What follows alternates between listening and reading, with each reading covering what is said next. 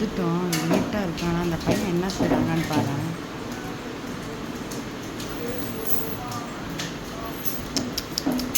என்ன அட்டகாசம் பண்ணுறான் பாரு இந்த பையன்.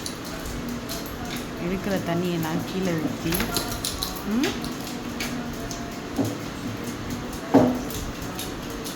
தம்பி உனக்கு போதுமா அந்த அட்டகாசம்? எவ்வளோ வால் பண்ணுற தண்ணியை ஊற்றி மினி என்ன தெரியுமா, தூங்காமல் தண்ணியை ஊற்றி. ஏய்